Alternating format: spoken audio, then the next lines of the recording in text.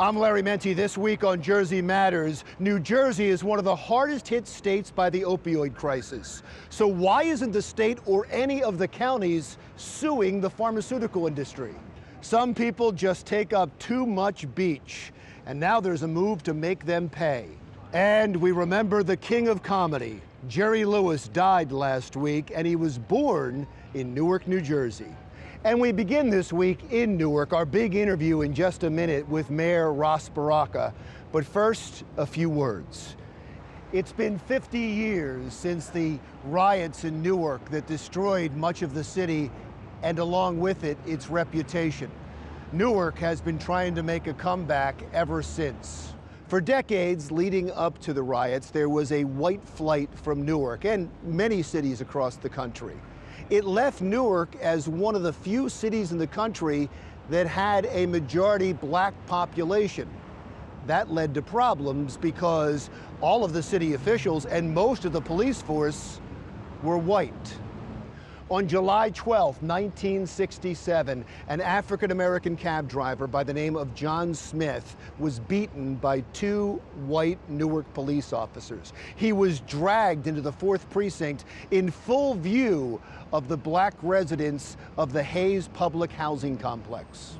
Rumors quickly spread that Smith was beaten to death. That wasn't true, but truth was as hard to find as justice in Newark in 1967. What followed was 4 days of looting, fires, more police beatings, and death. That was 50 years ago. In so many ways, Newark has still not recovered, and neither has America. It seems we never learned the lessons of the Newark riots. August of 2014, when riots destroyed much of Ferguson, Missouri, after a white police officer killed Michael Brown, a black man. A grand jury would later decide it was self-defense, but just like in Newark in 1967, the truth didn't matter in Ferguson in 2014. In the aftermath of Ferguson, it was determined by a federal investigation that the makeup of the police department didn't match the population. The police department was too white for a black community. You may be surprised to know that in 2014, that was the case in Newark too. Have they learned their lesson yet? That's one of my first questions to Newark Mayor Ras Baraka. Mr. Mayor, you recently remembered the 50-year anniversary of the 1967 riots. Every time someone talks about Newark, they bring up the riots, that the city has not been able to come together. The city has not been able to grow that much since then, and they say it's a reputational thing, that you're still living with those riots. Is there any truth to that, and what have you learned from that? Well, obviously, the city has come a long way since the Newark Rebellion in 1967. 50 years later, even the area that was, the most damaged by that part of the city that was most damaged by the rebellion is in repair now. You know, the Springfield Avenue Marketplace, the development that's going on Springfield Avenue. So there's over $2 billion worth of development happening in the city now. There's development happening all over the community. So Newark has changed tremendously. The police department is completely different.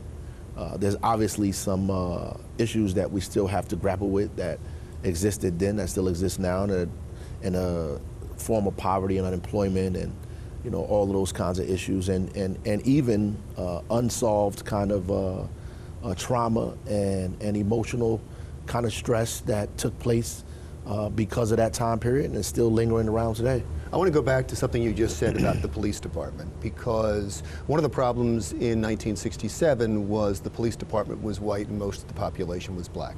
Then we go to 2014 in Ferguson, they had the same problem. Most of the police department was white, the population was black.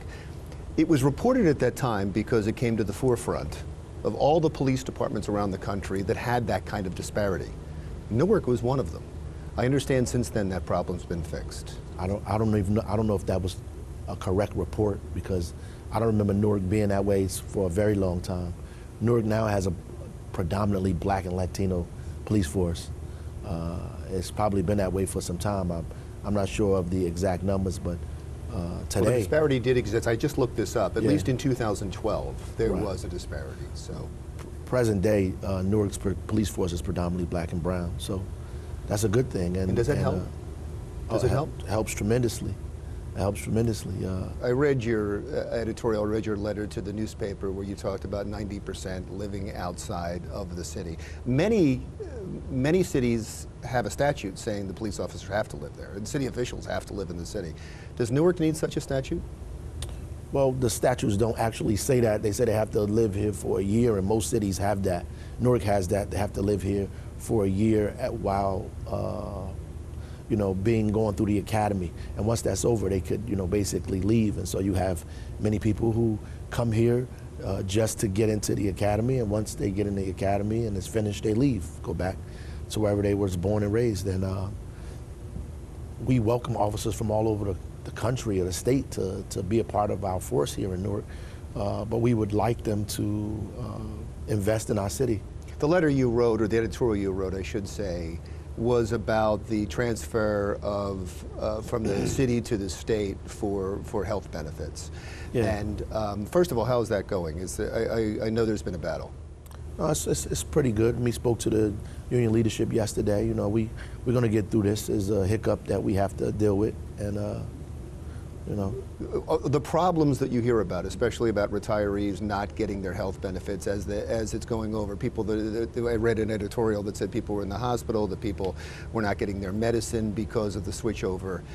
How much of that is true, and how big of a problem is it? Actually, when you're going back and forth, people tend to hyperbolize to get their point across. Obviously, there's some issues that need to take place. There's nothing drastic and dramatic that has happened. And we're talking about, retirees who have moved and we could not find. And so once we find out where they are and they, fill out the applications and do what they're supposed to do, they're going to get health insurance.